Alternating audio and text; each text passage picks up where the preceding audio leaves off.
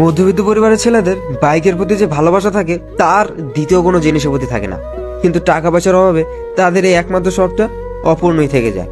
ছোটবেলা থেকে মধ্যবিত্ত পরিবারের অধিকাংশ ছেলেদের একটা স্বপ্ন থাকে নিজের টাকা পয়সা উপার্জন করে একটা বাইক কিনবে, কারণ তাদের বাবার এত টাকা থাকে না যে একটা বাইক কিনে দিবে। তাদের তাদের মাথার মধ্যে সবসময় এই চিন্তাটা ঘুরপাক খেতে থাকে, কবে আমার একটা বাইক হবে, বাইক নিয়ে বন্ধুদের সাথে লং ড্রাইভে যাব, বন্ধুদেরকে আমার বাইকের পিছে বসে ঘুরতে যাব একসাথে।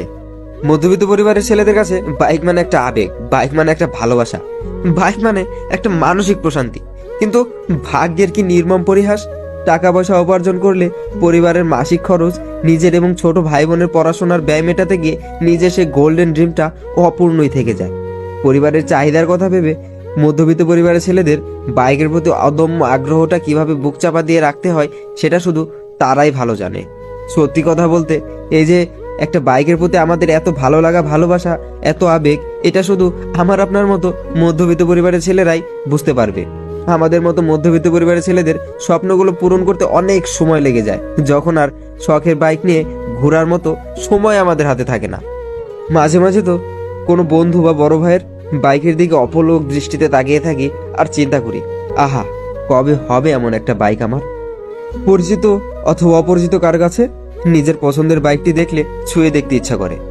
অনেক সময় তো বাইকের কাছে লোকজন না থাকলে তো উঠেই দেখতে মন চায় যে আমার পছন্দের বাইকটাই বসলে কেমন লাগবে আমাকে। তবুও শত ইচ্ছের পর এই ভালো লাগার জিনিসটা থেকে হাসি মুখে দূরে সরে যেতে হয়। পরিবার পরিস্থিতির কথা বিবেচনা করে মৃদু হাসি দিয়ে বাইক না থাকার আফসোসটা লুকিয়ে রাখতে হয়।